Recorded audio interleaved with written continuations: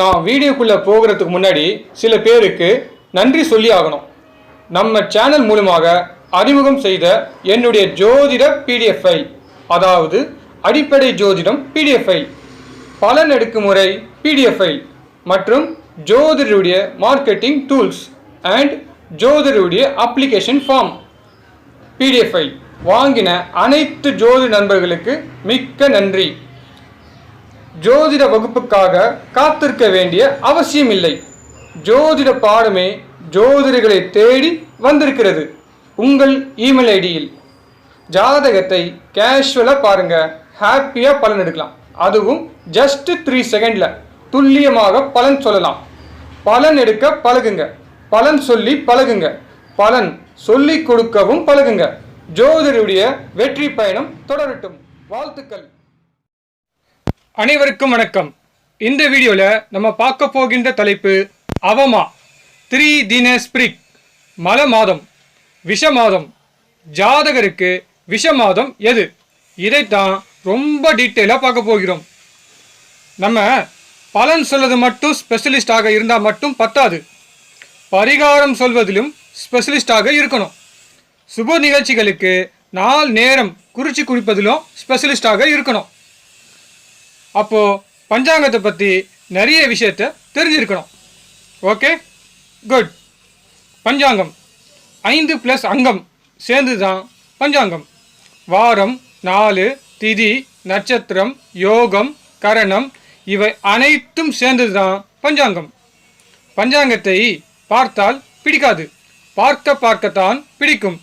படிக்க படிக்கத்தான் நமக்கு ஞானம் வளரும். பஞ்சாங்கத்தோடு பழகுங்க, நம்ம இயற்கையோடு பழகுவதற்கு சமம். சூரியனுக்கும் சந்திரனுக்கும் இடைப்பட்ட தூரம்தான் திதி. திதியில் பாதிதான் கரணம். சூரியனும் சந்திரனும் ஒரு குறிப்பிட்ட தூரத்திற்கு சேர்ந்து பயணிக்கும் தூரமே யோகம்.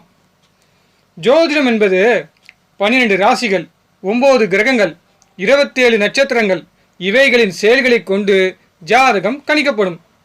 ஜோதிடம் என்பது வான மண்டலத்தில் உள்ள நட்சத்திரங்கள் கூறும் செய்திகள் என்று பொருள். வருங்காலத்தை பற்றி கூறுகின்றன. நமக்கு தேவையான செய்திகள் எல்லாம் கூறுகின்றன. அவைகள் கூறும் செய்திகளை தெரிந்து கொள்ள நமக்கு நட்சத்திர மொழி தெரிய வேண்டும். அந்த நட்சத்திர மொழி தான் ஜோதிடம். அடுத்து அவமா. அவமா என்றால் என்ன? ஒரு நாளில் 3 திதிகள் அல்லது 3 நட்சத்திரங்கள் வந்தால் அந்த நாள் அவமா என்று அழைக்கப்படும். இந்த நாட்களில் கண்டிப்பாக சுப காரியங்கள் செய்யக்கூடாது. அடுத்து 3 தின ஸ்பிரிக். 3 தின ஸ்பிரிக் என்றால் என்ன?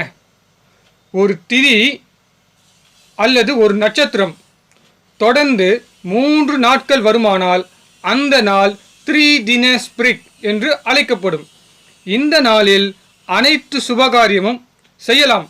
ஆனால் இதில் ஒரு திதி தீய திதியாக இருந்தால் கண்டிப்பாக சுபகாரியங்கள் தவிர்க்கப்பட வேண்டும்.